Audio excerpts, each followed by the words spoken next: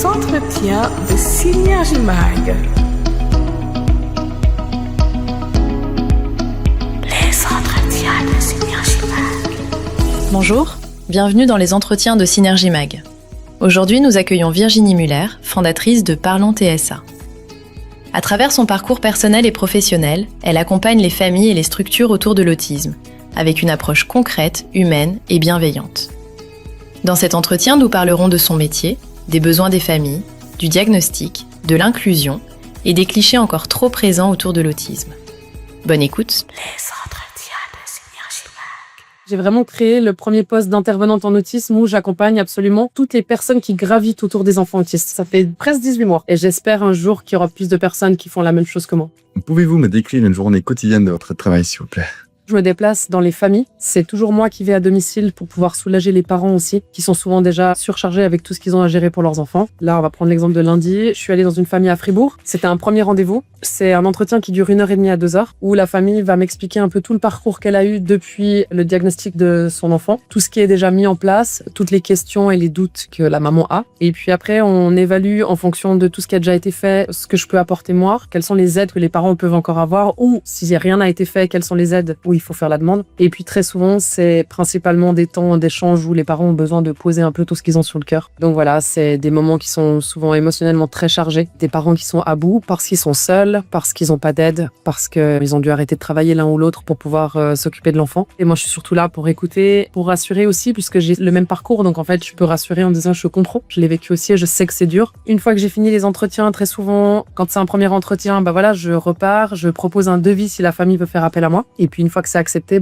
c'est souvent à la demande. Donc des fois, c'est dans la famille une fois par semaine, des fois, c'est une fois par mois. Des fois, c'est pour de l'administratif, pour évaluer au fur et à mesure ce qui a été fait, pouvoir redonner un peu des solutions ou rappeler ce qui doit être fait par la suite. Et puis des fois, c'est juste 1 heure où je bois le café avec la personne en face, le parent, et puis on discute. Voilà, il y a eu ça, je suis fatiguée, je sais plus où donner de la tête. Je fais le lien également entre les familles et les intervenants autour. Donc s'il y a de l'ergo, des logos, l'école ou le parascolaire ou la crèche. Et puis j'aide vraiment au niveau administratif pour soulager un maximum les parents. Je ne fais pas de suivi d'enfants, c'est-à-dire que je fais pas de l'individuel avec l'enfant, je suis vraiment là pour soutenir les familles. Chaque fois que je fais un suivi dans une famille, je fais un rapport que je mets dans un dossier pour avoir l'évolution et le suivi et savoir aussi ce que j'ai fait. En dehors de ça, j'ai des contrats avec des UAPE, donc des unités d'accueil parascolaire, où je fais des observations. J'aide à mettre en place des outils dans les structures qui ont souvent 40 à 60 enfants. Je fais des colloques dans divers lieux comme crèche ou autres. Donc ça varie en fait en fonction de mon planning. Il n'y a jamais une journée qui est identique. Depuis le début, j'ai jamais fait plusieurs journées pareilles. Ça dépendra de la demande que j'ai. Mais c'est ça qui me plaît, c'est que justement, c'est jamais identique, je m'ennuie pas. J'ai été invitée pour des conférences aussi, où je suis allée parler de mon travail et parler de l'autisme, mais de l'aspect réel de l'autisme. Qu'est-ce que c'est un meltdown? Qu'est-ce que c'est du flapping? Comment est-ce qu'on peut se comporter pour soulager aussi les crises de décharge de fin de journée, pour aider les parents? Les entretiens de Synergie Mag. Comment êtes-vous tombé sur votre métier d'intervenante dans ce domaine ? Quand je suis arrivée dans la région après mon divorce il y a 4 ans, j'ai quitté toute ma vie, donc tous les gens qui me connaissaient, qui savaient pour le trouble autistique de mes enfants, et j'ai atterri dans cette région où je connaissais absolument personne. Et à l'époque, j'étais très active sur Instagram. J'avais un compte avec beaucoup de followers où j'avais partagé tout le parcours de diagnostic de mes enfants.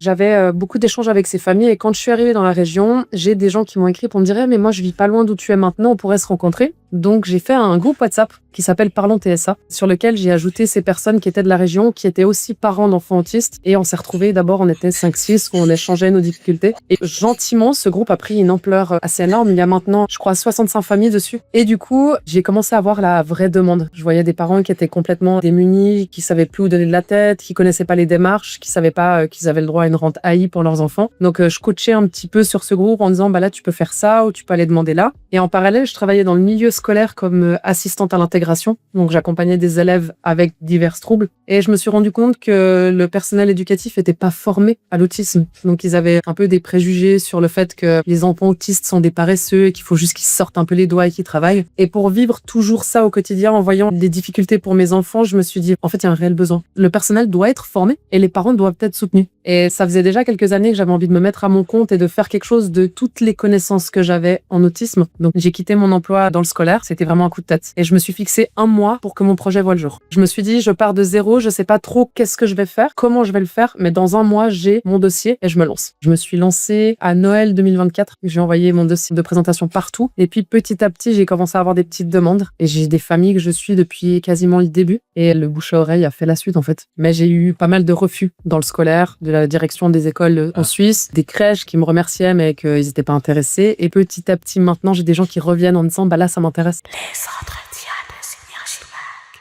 J'étais une enfant turbulente, qui tenait pas en place, qui parlait toujours beaucoup et très vite. Et aujourd'hui, je serais enfant maintenant. Un médecin ou une prof dirait, il y a quelque chose, il faut faire un diagnostic. J'aime pas dire que j'ai un trouble autistique ou que mes enfants ont un trouble autistique. Je dis toujours, on est autiste, ça fait partie de nous. Pour moi, et je mets vraiment le mot, je trouve ça très important, c'est un handicap. Parce que ça se soigne pas. On aura ça toute notre vie. Alors, quand il faut le dire, ça reste un handicap. Mais autrement, je dis simplement, et c'est ce que j'apprends aussi à mes enfants, c'est comme, si je prends l'exemple parce qu'on aime bien les Lego chez moi, le Lego, il va ressembler à la fin à l'image. Mais nous, on a une autre manière de construire. Et je pense que notre fonctionnement à nous est simplement différent, mais qu'on est comme tout le monde. On a une autre manière de fonctionner, mais on est un humain comme n'importe lesquels.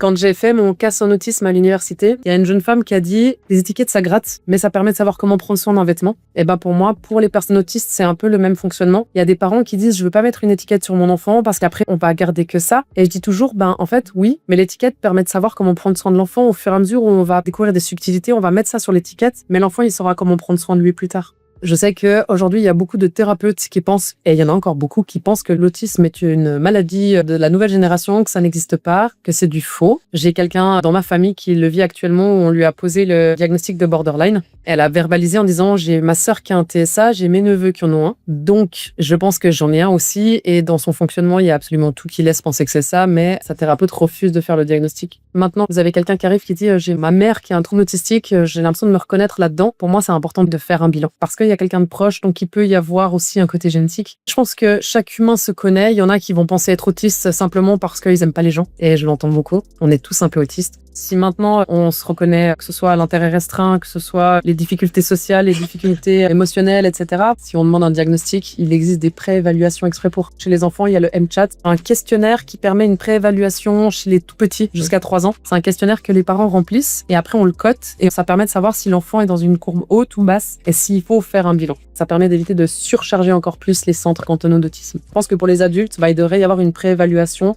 Maintenant, ce qui est dérangeant pour moi, c'est le nombre de thérapeutes qui pensent que c'est une mode, en fait. Et que ce soit chez les enfants ou chez les adultes, il y a beaucoup de thérapeutes qui pensent que c'est une mode et ça empêche des gens de faire des diagnostics. Donc, c'est des gens qui se retrouvent à faire des burn-out dans leur travail, à avoir une vie qui est complètement bancale, alors qu'il suffirait de savoir pour pouvoir se construire. Les entretiens de Synergie Mag. Est-ce qu'on est mieux placé en Suisse ou l'Europe par rapport à l'Asie ou les États-Unis au niveau de l'adaptation, de l'acceptation de la société? Au niveau des États-Unis et de l'Asie, j'en ai aucune idée, mais si je prends dans les connaissances que j'ai, je sais que nous, on est en retard sur le Québec, mais qu'on est en avance sur la France. Le Québec, ils ont 7 ans d'avance sur nous en termes d'outils et d'avancées. Donc, tout ce qui est école inclusive, tout ce qui est inclusion de manière générale est quand même beaucoup mieux. Dubaï, ils ont beaucoup d'avance aussi sur le Québec et sur nous, dans le sens où ils ont carrément des espaces sensoriels pour les enfants autistes. Sur les réseaux sociaux, il y a des parents qui sont partis s'installer là-bas parce qu'en termes d'inclusion, ils sont beaucoup plus avancés.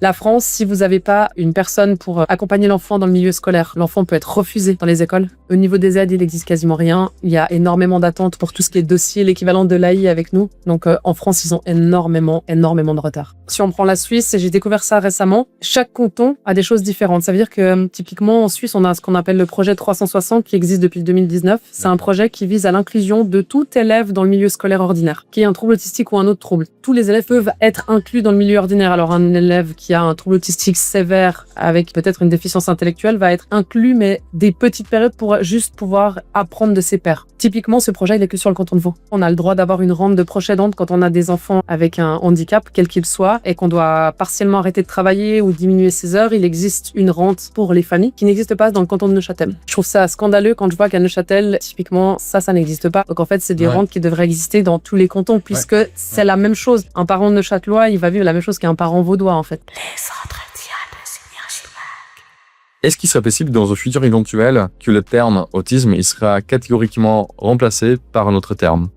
J'espère qu'un jour, l'autisme, ça sera la norme, qu'il y aura plus besoin de cette étiquette, de devoir s'exprimer. Pour moi, c'est encore mal connu, c'est encore trop montré du doigt. Il y a beaucoup de stigmatisation là-dessus et j'aimerais et j'espère qu'un jour, ça sera la norme et qu'il y aura plus besoin de dire, mon enfant, il a un TSA ou j'ai un TSA. Ce sera juste OK. Pour l'instant, je sais que le terme Asperger, dans la vie de tous les jours, il est plus facilement accepté qu'autisme. Oui, parce que Donc de dire je suis Asperger, en fait, les gens, ils savent, ils connaissent ça. Donc, ils vont dire, oui, il y a un TSA, mais c'est une personne qui est normale. Et vraiment, je mets les guillemets parce que j'aime pas ce mot, mais il n'y a pas ce truc de dire, si je dis je suis autiste, on va se dire, ouais, en fait, elle est débile, elle sait pas. Il y a beaucoup de clichés sur le TSA. Sur les points génétiques, selon les recherches, il s'agirait du chromosome paternel qui porterait le syndrome héréditaire à 80% de chances de probabilité. On n'a pas fait de test génétique, en tout cas au niveau de mes enfants. Je sais que mon ex-mari a fait un bilan, il a rien. Moi, j'ai fait le bilan G. Et du côté de ma famille, du côté de mon père, mon père est plus là, donc je sais pas. Mais du côté de ma mère, j'avais un oncle avec un TSA qui n'a pas été diagnostiqué, mais c'était plus que visible. Il n'y avait pas besoin de diagnostic. Je pense que vous voyez Sheldon Cooper. C'était Sheldon Cooper. C'était vraiment visible et du coup, ça descend quand même un peu. Mon frère et ma sœur ont une suspicion et ils sont en attente de trouver les bons thérapeutes. Donc, en tout cas, de mon côté, si on remonte un petit peu la généalogie, ça viendrait plutôt du côté de ma maman. Pour mes enfants, ça vient du côté de la maman aussi. Quand j'ai fait mon cas en autisme, on a eu une partie sur la génétique. J'ai appris que dans plus de 80% des diagnostics de TSA, il y a un TADA qui est diagnostiqué. Dans 20%, il y a une épilepsie. Je sais que le top est beaucoup diagnostiqué, donc le trouble de l'opposition. Je le vois dans des familles où les parents obtiennent de multiples diagnostics de comorbidité. Et il y a beaucoup de parents qui ont un diagnostic de TSA de ce qu'on appelle de niveau 1, donc c'est ce qu'on appelait à l'époque Asperger, qui disent oui, mon enfant a HPI. La neuro qui nous a fait le cours a dit le HPI n'est pas un diagnostic, c'est simplement un test de QI qui révèle que l'enfant a un QI plus élevé. On découvre aussi petit à petit que souvent les personnes HPI, ils ont l'émotionnel qui est à 0. Il s'avère que c'est des enfants qui ont possiblement un trouble autistique. Et les HPE, les hauts potentiels émotionnels, pareil, en fait, c'est simplement qu'ils sont émotionnellement plus sensibles. C'est pas un diagnostic, parce qu'on a tous une sensibilité qui est différente. J'ai eu une famille que j'ai suivie où il y avait des multiples diagnostics, dont HPI, HPA. L'enfant a un QI élevé, ok, il a une sensibilité qui lui est propre, ok, mais ce ne sont pas des diagnostics, en fait. Si je prends par exemple mon fils, le premier qui a été diagnostiqué, à aucun moment je me dirais il est HPI. Il a un QI très élevé, mais en fait, il est autiste, voilà. Donc, il a une intelligence qui est élevée, mais il a une intelligence émotionnelle qui est en bas. Il comprend pas les interactions, il sait pas comment on se fait des amis. Donc en fait, pour moi, ça fait partie du trouble autistique. Ça fait partie de sa différence, c'est que ok, il est capable de comprendre beaucoup de choses, mais en même temps, il y a d'autres choses qu'il comprend pas. Moi, j'ai pas un QI élevé, j'ai un QI dans la norme, et je me rends compte que avec mon TADA, je perds le fil dans beaucoup de choses et je retiens près d'autres choses. Mon cerveau est vraiment une passoire. Quand je prends de la Ritaline, je peux lire un truc et c'est capable de faire un résumé et de l'expliquer. Si j'en prends pas, je vais lire un article dans le journal, j'arrive à la fin, je me rappelle pas de ce que j'ai lu au début. J'ai un peu plus de capacité d'empathie et d'avoir des relations sociales, de comprendre mes amis, de pouvoir avoir des discussions avec. Je vais pas toujours bien déchiffrer le second degré ou les expressions faciales. J'ai des choses où je suis plus forte, des choses où je le suis moins. Je pense qu'on comble avec les années aussi les petites lacunes. Les entretiens de Synergie Mag. Si vous pourriez changer ou éclaircir quelque chose à propos du terme, qu'est-ce que ça serait? Avant de comprendre et d'être dans le monde du trouble autistique, ce que j'entendais, c'était que les personnes autistes sont non-verbales, elles se balancent sur une chaise et puis elles sont super intelligentes. Déjà, je pense que c'est pas forcément toujours vrai. Ce que j'aimerais le plus changer, c'est que c'est pas contagieux. Encore une fois, moi, je suis beaucoup dans le domaine des enfants, mais ce que j'ai pu entendre avec mes enfants dans des cours d'école, d'autres parents, c'est bois pas dans son verre parce que tu vas attraper ce qu'il a. J'ai des parents qui ont demandé à changer leurs enfants de classe parce qu'ils avaient peur que mon enfant débilise leurs enfants. Donc, c'est les propos des parents. Et mes enfants ont la chance, c'est qu'ils ont pas du tout les codes sociaux. L'émotionnel, c'est 0. Par contre, ils ont tous des QI très élevés, donc ils sont hyper intelligents. Je pense que mes enfants ont beaucoup à apprendre au niveau social des autres, mais que les autres ont peut-être des choses à apprendre des miens au niveau intellectuel. Le cliché qui est le plus douloureux, je trouve, c'est de se dire c'est contagieux. En fait, si on traîne avec une personne autiste, on va devenir autiste. Mes amis ont tendance à rigoler de ça en disant à force d'être avec toi, je vais finir autiste aussi. Alors c'est de manière drôle et je sais que ça a jamais été dit de manière blessante, mais ça reste un cliché que c'est contagieux. C'est un cliché qui est très répandu, en tout cas au niveau des enfants, de dire en fait c'est contagieux, donc si je passe du temps avec une personne autiste, je vais le devenir. Ce qui est très drôle, c'est que quand moi j'étais enfant, les insultes qui fusaient dans les cours d'école, c'était sur les roux. Donc moi je les ai toutes eues. Mes enfants qui sont roux n'ont eu aucune insulte sur leur couleur de cheveux. Par contre aujourd'hui, les insultes dans la cour d'école, c'est ça l'autiste. Parce que pour les enfants aujourd'hui, être autiste, c'est être débile. Les entretiens de Synergie Mag. J'aime bien le terme atypique. C'est un terme que j'utilise beaucoup. Simplement atypique ou neuroatypique. Quand on dit je suis atypique, la personne en face, elle saura pas vraiment pourquoi. Ça peut être plein d'autres choses. Alors, je vais plus facilement dire j'ai un TSA que je suis autiste. En fait, ça fait partie de nous et c'est comme les gens qui pensent que ça vient des vaccins ou qu'on devient autiste dans notre vie en disant ouais, moi j'allais bien et je suis devenu autiste. On devient pas. On vient au monde avec. Est-ce que la médiatisation de la santé mentale joue un rôle déterminant dans le fait qu'il y ait de plus en plus de diagnostics depuis le 21e siècle? Je me rends compte qu'on parle plus facilement aujourd'hui des dépressions, des burn-out, que ce soit des burn-out maternels ou à cause du travail ou des burn-out autistiques. Et je trouve que gentiment, on parle enfin plus de la santé mentale. On travaille plus pour la santé mentale et on soigne beaucoup plus la santé mentale. Donc je pense qu'inévitablement, les gens ont moins peur de parler de leurs différences ou de diagnostic ou de comprendre. Le TDAH devient aussi beaucoup diagnostiqué. Ça devient aussi, pareil que le TSA, des fois des excuses pour expliquer les mauvais comportements des gens. Mais je me dis que c'est bien parce qu'on rentre gentiment dans une norme grâce aussi à cette évolution. Il y a 40 ans, on parlait pas d'autisme, à moins d'être vraiment lourdement handicapé. Et même avec un lourd autisme, on parlait de gens qui étaient attardés. C'était le mot à l'époque. Quelqu'un qui avait un autisme sévère, c'était quelqu'un qui était attardé, il finissait dans un centre pour les fous, dans un asile, clairement, et on se posait pas la question. On voit déjà pour moi une évolution. Il y a encore quelques années, une personne qui allait pas bien mentalement, elle allait se cacher, quitte à finir par mettre fin à ses jours. Quelqu'un qui avait potentiellement un TADA ou un TSA, elle aurait eu tendance à se dire non mais c'est dans ma tête, j'ai rien. Aujourd'hui, les gens qui commencent à faire des dépressions ou des burn-out, elles se soignent. Elles en parlent, elles ont de moins en moins honte. Parce que finalement, on a tous quelqu'un dans notre entourage qui a vécu quelque chose de similaire, donc on a moins la honte de le vivre. Donc je pense que oui, gentiment, ça va baisser et on prendra plus soin de notre santé mentale et on attendra moins avant de se soigner ou avant de poser un diagnostic. Pour avoir animé un groupe de soutien l'année dernière, il y a beaucoup de personnes adultes qui se retrouvent à faire des gros burn-out au travail et à pas comprendre pourquoi elles sont plus capables de faire ce qu'elles faisaient avant et on se retrouve avec un diagnostic d'autisme. Les entretiens de Synergie Mag. J'ai une petite fille de 7 ans et demi qui a des gros problèmes d'anxiété très très violents. Comme ma fille, elle angoisse, dès qu'il y a une petite situation, l'amygdale va envoyer des pics de stress à son corps pour dire là il y a danger, ce qui va créer une anxiété continue. Le problème c'est que comme elle n'arrive pas à réguler, son amygdale lui envoie constamment ces signaux, ce qui fait qu'elle est en constante angoisse tout le temps et que l'amygdale à force grossit de plus en plus. Ce qu'il faut c'est justement arriver à canaliser cette anxiété pour que l'amygdale puisse retrouver une taille normale et qu'elle soit plus aussi grosse et qu'elle lui envoie plus autant de signaux de stress. J'aimerais bien voir la différence de coloration entre mon cerveau et le cerveau de quelqu'un qui n'a pas d'autisme. Je trouve que maintenant, on est tous neurodivergents ou neuroatypiques. Ça me dérange parce que, comment on en revient à ce qu'on disait avant, quelqu'un qui a une haute sensibilité émotionnelle va se dire neurodivergent ou neuroatypique, alors qu'en fait, c'est juste quelqu'un qui est émotionnellement plus fragile. Et il y a beaucoup de gens aujourd'hui qui veulent pas mettre d'étiquette. Il y a pas mal de personnes qui se reconnaissent, que ce soit dans le TADA ou dans le TSA, et qui disent j'ai pas envie de savoir, ça change à rien. Moi, je sais que j'ai une différence, je fais avec, je me reconnais là-dedans, mais j'ai pas besoin de savoir. Je pense que la crainte, c'est le fait d'avoir une étiquette et d'après d'être peut-être jugé là-dessus. Si on écoute, en fait, tout le monde est autiste, tout le monde est TADA, tout le monde a quelque chose. Et c'est dommage parce que pour moi, ça enlève la légitimité à ceux qui ont fait les tests, qui sont passés par des mois de tests et d'attente et qui ont vraiment des besoins. Je me bats avec ces personnes qui vont me dire oui mais on est tous un peu autistes. Quand je passe une journée comme là avec les bruits de pluie avant, je sais que mon après-midi je vais la passer chez moi dans ma bulle parce que ça m'a vidé. Et en fait c'est de dire il y a des gens à qui ça fait rien, faut pas se mettre dans le même panier que les autres. Un diagnostic ça reste un diagnostic, c'est une personne professionnelle qui a posé des mots avec des tests. Et pour moi c'est important de respecter ça et je trouve dommage qu'il y ait autant de personnes qui ne font aucun test pour aucun trouble mais qui se mettent quand même dedans. De base on est tous différents. J'ai lu énormément de livres, j'ai écrit un livre sur le parcours de mes enfants. J'ai suivi un CAS en autisme, j'ai suivi des formations, j'en parle vraiment, c'est un domaine où je peux en parler des heures. Et l'inclusion en elle-même, c'est vraiment une cause qui me tient à cœur.